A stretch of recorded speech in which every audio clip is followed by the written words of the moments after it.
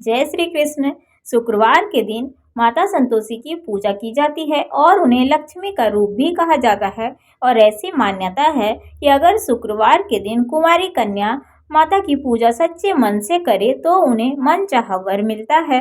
शुक्रवार के दिन माता का व्रत करने से कन्याओं को खाना खिलाने से अच्छे फलों की प्राप्ति होती है। और माता का व्रत करते हैं तो व्रत के साथ कथा भी अवश्य पढ़नी चाहिए। ऐसे भी कथा हमें अवश्य पढ़नी चाहिए, सुननी चाहिए और दूसरों को सुनानी चाहिए। तो चलिए आप सभी को आज सुनाते हैं माता की कहानी। राधे राधे दोस्तों, कैसे हैं आप सभी? उम्मीद करते हैं आप सभी एकदम बढ़िया होंगे, खुश होंगे।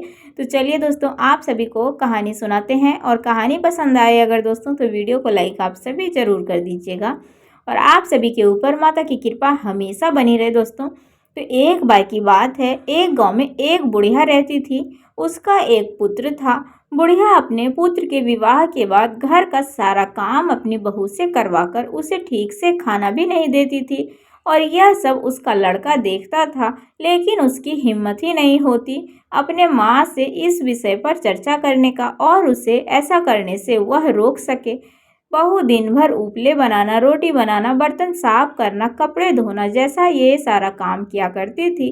एक दिन यह सब देखकर उसके पुत्र से रहा नहीं गया और उसने अपनी माँ से पूछा, माँ मैं परदेश जा रहा हूँ। बेटा के परदेश जाने की बात माँ को बहुत पसंद आई और उसने उसे जाने की आज्ञा भी दे दी। इसके बाद वह अपनी पत्नी के पास जाकर बोला, मैं परदेश जा रहा हूँ, अपनी कुछ निशानी मुझे दे दो। तब उसकी पत्नी बोली, मेरे पास निशानी देने योग्य कुछ भी चीजें नहीं है जो कि मैं आपको निशानी में दे सकूं। और यह कहकर अपने पति के चरणों में गिरकर वह रोने लगी। गिरने के बाद उसके हाथों में जो गोबर लगी थी उसकी छाप उसके पति के जूते पर बन गई और वही छाप लिए उसका पति वहां से चला गया। पति के जाने के बाद बुढ़िया यानी उसकी सास का अत्याचार और भी बढ़ गया। एक दिन बहू बहुत दुखी होकर मंदिर चली गई। वहां उसने देखा कि बहुत सारी स्त्रियां पूजा कर रही है। उसने स्त्रियों से इस पूजा व्रत के बारे में पूछा तो सभी बोली, यह बहन माता संतोषी का पूजा है और इस व्रत को करने से हमारी सारी मनोकामनाएं पूर्ण होती है।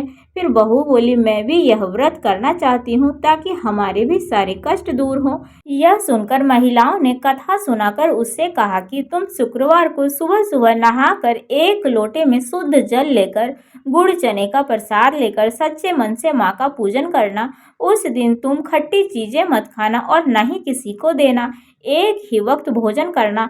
यह सुनकर बहू प्रत्येक शुक्रवार को माता का व्रत करने लगी। माता की कृपा से कुछ ही दिनों के बाद उसका पति का एक पत्र आया। कुछ ही दिनों में माता की कृपा से उसके घर में पैसे भी आने लगे।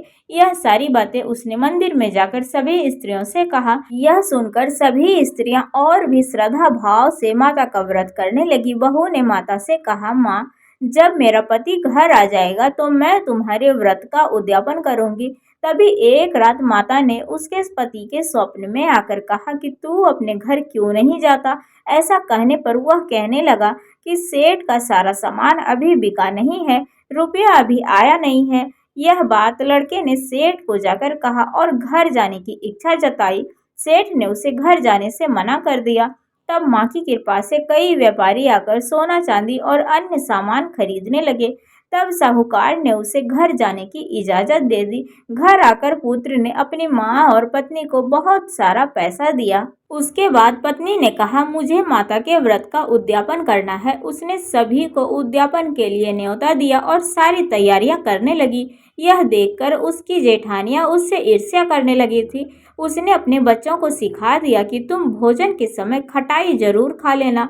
उद्यापन के समय खाना खाते खाते बच्चे अचानक खटाई कहने लगे। तब बहू ने पैसा दे करके उन्हें उस बात को भुला दिया, लेकिन बच्चे दुकान में से उन्हीं पैसों से इमली की खटाई खरीद कर खा ली।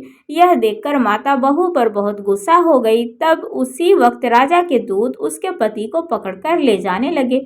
तो किसी ने उसी समय बताया कि उद्यापन में जो आपने बच्चों को पैसे दिए थे उसी पैसों से बच्चों ने इमली की खटाई खाई है, इसी वजह से तुम्हारा यह हाल हुआ है। तभी बहू ने व्रत का फिर से उद्यापन का संकल्प लिया। संकल्प लेकर जब वह मंदिर से निकलकर आ रही थी उसी वक्त उसने अपने पति को आते देखा। पति ने कहा, इतना सारा धन ही कमाया कि उसी का हिसाब किताब राजा ने मुझसे मांगा था, इसलिए मुझे यह ले गए थे। तब बहू ने फिर से अगले शुक्रवार को विधिवत व्रत का उद्यापन किया। इसके बाद माता संतोषी प्रसन्न हुई और उनकी प्रसन्नता के साथ 9 महीने बाद बहू को एक चांद सा बेटा पैदा हुआ। इस प्रकार बहू बेटा के साथ सास भी सभी के साथ आनंद पूर्वक रहने लगे। तो बोलिए माता की जय। तो दोस्तों ये थी माता की कहानी। शुक्रवार के दिन अवश्य सुननी चाहिए अगर आप व्रत करते हैं फिर भी नहीं करते हैं फिर भी। तो चलिए दोस्तों, कहानी अगर आप सभी को थोड़ी सी भी पसंद आई हो तो वीडियो को लाइक आप सभी जरूर कर दिया करिए और चैनल पर जो भी नए आते हैं सब्सक्राइब भी कर लिया करिए दोस्तों। तो चलिए मिलते हैं आप सभी से अगले वीडियो में। राधे राधे, हर हर महादेव।